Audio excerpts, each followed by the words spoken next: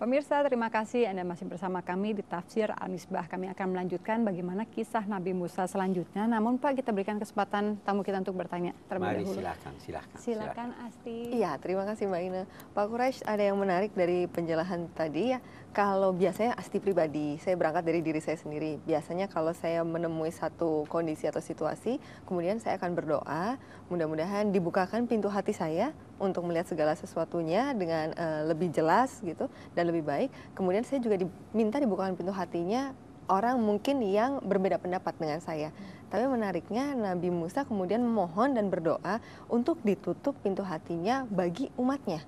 Ini menarik sekali. Kenapa kemudian Nabi Musa berdoa sedemikian rupa? Apa maksud dibalik ini, Pak Quraisy Shihab? Iya, sebelum saya jawab, saya mau beri contoh yang lain yang lebih keras dari ini. Nabi Nuh itu berdoa begini, Rabbi la tazar alal ardi minal kafirina dayyara. Wahai Tuhan, jangan tinggalkan seorang pun di muka bumi ini yang kafir. Engkau bila membiarkan seorang hidup dari mereka itu, dia akan melahirkan anak-anak yang juga lahir kafir. Ini lebih keras ya. Nah, persoalannya begini. Nabi Nuh, nanti kita kembali ke Musa. Nabi Nuh sebelum berdoa ini sudah diberitahu oleh Tuhan. Ma aman min qaumik illa man qad aman. Tidak akan lagi ada yang percaya dari kaummu kecuali yang sudah percaya. Yang sisa tidak akan percaya lagi. Jadi dia dapat informasi itu. Maka dia berdoa, jangan biarkan ini seperti ini. Nabi Musa juga begitu. Sudah berulang-ulang, sudah ini. Fir'aun itu beberapa kali percaya, tidak percaya, masyarakatnya begitu. Jadi sebenarnya doa Nabi Musa lebih ringan dibanding dengan doa Nabi Nuh kan? Nah, tetapi doa itu di samping memang memperoleh informasi dari Tuhan seperti itu, juga bawaan dirinya yang keras itu. Nah, berbeda dengan Nabi Muhammad. Kita hancurkan aja, ya Allah berilah petunjuk kaumku supaya itu. Ya kan?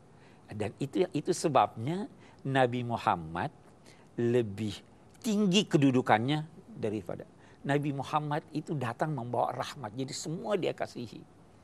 Orang-orang kafir dia perjuangkan sedemikian rupa supaya memeluk Islam. Sampai-sampai ada ayat yang turun menggambarkan kasihan kamu ini Muhammad. Jangan sampai kamu membunuh dirimu karena berjuang untuk. Itu sebabnya Nabi Muhammad tidak pernah mengutuk.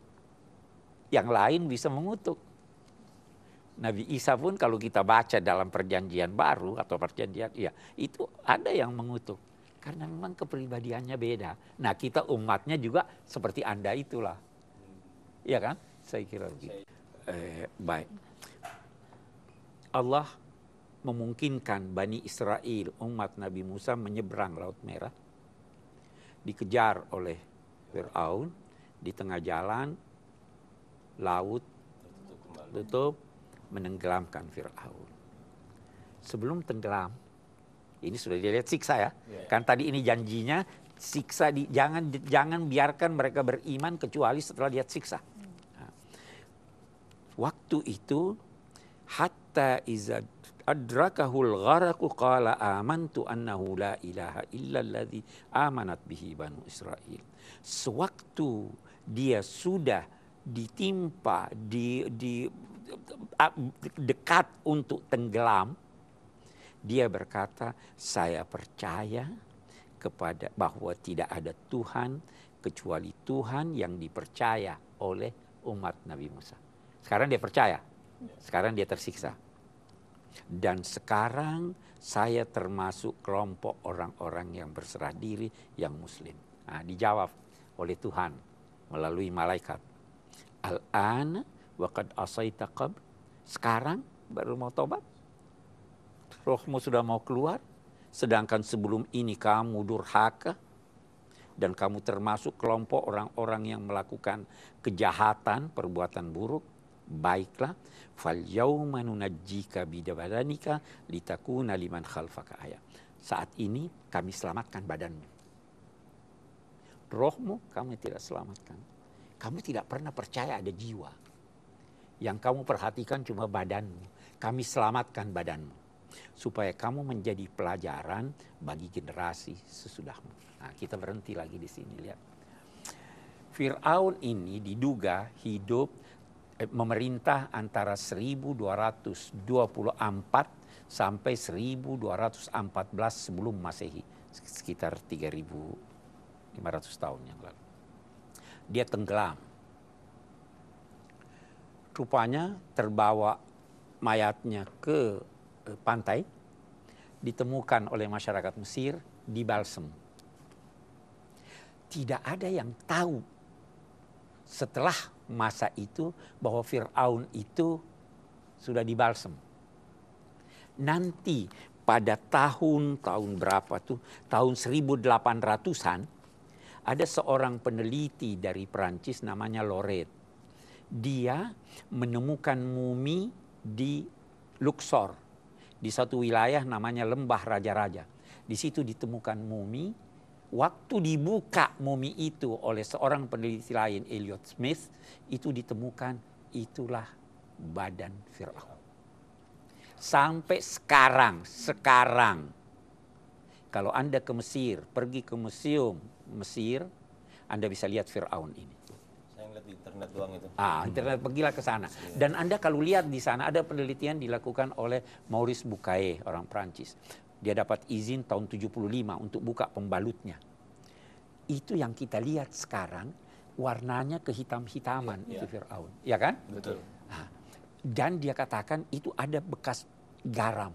Karena dia tenggelam di laut. Persoalan kita dalam konteks Al-Quran. Dari mana Nabi Muhammad tahu ini? Bahwa diselamatkan badannya. Untuk menjadi pelajaran bagi generasi sesudahnya. Kalau bukan Tuhan yang beritahu dia mustahil. Kalau begitu Al-Quran ini memang bersumber dari Allah Subhanahu wa taala. Ya kan? Al-yawma nunajjika bi badanika litakuna liman khalfaka ayah. Hari ini kami selamatkan badanmu supaya kamu menjadi pelajaran bagi orang-orang yang datang sesudah kamu. Menjadi bukti kebenaran Al-Quran ini. Wa inna katsiran minan nasi an ayatina laghafilun. Sungguh banyak manusia yang lengah dari tanda-tanda kebesaran Allah. Ya kan? Biasanya kalau orang sudah merdeka, mulai pecah belah. Ya, mulai melemah. Nah, dicerita lagi di sini. Saya takut kita seperti ini juga. Walaqad bawwa'na bani Israila mubawwa'a sidqin. Kami telah menempatkan Bani Israel itu di tempat yang istimewa, yang bagus. Wa razaqnahum minat thayyibat. Kami berikan dia aneka rezeki.